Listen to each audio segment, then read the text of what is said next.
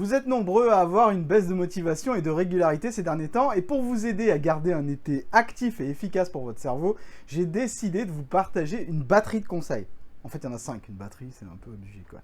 Que vous en appliquez qu'un ou deux, ou que vous décidiez de tous les appliquer, vous devriez voir des résultats rapidement, et cela vous permettra de stopper un petit peu cette spirale dans laquelle vous ne savez pas trop quoi faire et vous n'arrivez pas à vous concentrer. C'est parti!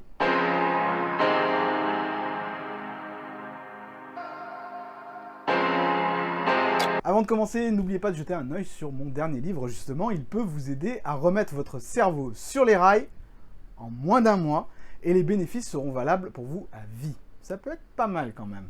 Bon, alors mon premier conseil, ça va être de vous forcer à changer d'environnement. L'un des problèmes, c'est que votre cerveau est dans sa zone de confort, et qu'en mode été, il a tendance à économiser son énergie et à penser à d'autres choses, n'est-ce pas ? Cette astuce a notamment été utilisée par J.K. Rowling alors qu'elle n'arrivait pas à terminer le dernier tome de la saga Harry Potter. Trop de pression et trop de distractions autour d'elle. Alors, elle a changé d'environnement. Elle est partie s'exiler au fin fond de l'Écosse, loin de ses bases, pour être sûre de pouvoir avancer tranquillement et sans penser à autre chose. Ce changement d'air a été bénéfique et elle a pu terminer la saga dans les temps malgré l'énorme pression médiatique pour sortir une œuvre qui marquera les esprits. Donc pour réinitialiser son attention, vous allez avoir besoin de changer de zone de travail. C'est ça l'environnement. Et quand je dis changement d'environnement justement, je pense pas forcément à partir au fin fond de l'Écosse. Un simple lieu où vous n'avez pas l'habitude de travailler ou réfléchir, c'est tout. Ça peut être un parc, un coffee shop, un tiers-lieu ou une autre pièce de votre lieu de vie. En parlant de livres justement, parce qu'on parlait de J.K. Rowling, une de mes clientes s'est mise à avancer l'écriture de son roman depuis sa salle de bain. Avec les enfants, il n'était pas possible de tout laisser en plan, et avec l'excitation environnante, son bureau était constamment exposé au bruit. Pour se concentrer, elle se mettait dans sa salle de bain, la seule pièce où elle trouvait un minimum de sérénité. L'important n'est pas le lieu en lui-même, vous pourriez même bosser de votre garage ou même des toilettes si vous voulez, mais le fait de perturber la zone de confort de votre cerveau pour l'aider à se recentrer. Deuxième astuce, ne cherchez pas à faire de planning. Je sais que la tentation est grande et que vous aimeriez vous cadrer un peu plus pour avancer. Mais en été, vous ne pouvez pas avancer justement aussi facilement que dans les autres saisons. Il y a un paramètre qui fait toute la différence, la chaleur. Même si vous avez la climatisation. Tout à l'extérieur vous pousse à ralentir votre rythme habituel.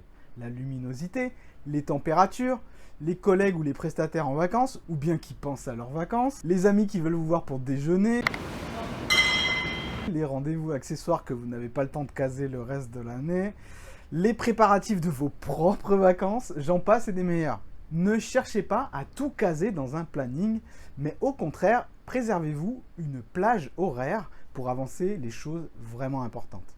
Oui, j'ai parlé de plage horaire, mais bon bref. Pour cela, il est utile d'établir une matrice d'Eisenhower de ce qui compte vraiment pour vous. Concentrez-vous sur ces tâches importantes en priorité. Et si vous avez du mal à les déterminer, je vous recommande la vidéo que j'avais faite sur la matrice d'Eisenhower qui vous donnera la technique complète pour arrêter de vous disperser. Troisième astuce, lisez. L'été, c'est le moment idéal pour commencer ou continuer à lire. Vous êtes moins sollicité et vous avez l'esprit plus disponible à lire sans culpabilité. Alors oui, mais quoi lire? En fait, peu importe à vrai dire. Vous n'êtes pas obligé de lire utile. Vous pouvez lire des romans ou des choses qui sont complètement à l'opposé de vos domaines de connaissances. À titre personnel, depuis 12 ans que j'ai ma chaîne Potion de Vie, j'ai toujours trouvé que les périodes où je lisais régulièrement étaient beaucoup plus productives que celles où je cessais de lire. Et d'ailleurs, en 2018, l'année où je me suis lancé mon défi de lire un livre par semaine, c'est l'année où la chaîne a pris le plus d'abonnés. Et où j'ai produit également le plus de vidéos. J'avais des nouvelles idées chaque semaine. Certaines en rapport avec ce que je disais et d'autres qui n'avaient rien à voir. Mais une chose est sûre, mon cerveau était constamment en train d'essayer de faire des liens entre mes lectures et mes connaissances. Et j'ai pu ainsi être beaucoup plus créatif qu'en temps normal. Quatrième astuce, c'est peut-être le temps d'ouvrir et de commencer cette formation que vous avez achetée il y a presque un an et qui dort quelque part sur votre disque dur ou dans vos archives, presque. Le meilleur moyen de ne pas perdre la main, ou plutôt devrais-je dire le cerveau, c'est de continuer d'entretenir la machine. J'ai d'ailleurs moi-même appliqué ce propre conseil récemment, car j'ai appris l'intégralité des 5 cours de spécialisation de Coursera sur le langage Python, un domaine informatique qui m'était complètement étranger jusqu'en mars. Je n'ai pas attendu l'été, car le cerveau il est comme ça, il aime apprendre. Tant que vous relierez l'apprentissage à de la douleur ou à des efforts insurmontables, alors il y a de grandes chances pour que cela devienne effectivement le cas pour vous. Mais dès que vous commencez à y voir un peu de plaisir, alors votre perspective change. Et comme le disait Bouddha, ta perception est la réalité. Bon, je ne suis pas sûr que ce soit Bouddha, mais bref, vous avez compris le principe. Et enfin, 5e astuce, faites des activités manuelles, surtout si d'habitude vous n'en faites pas.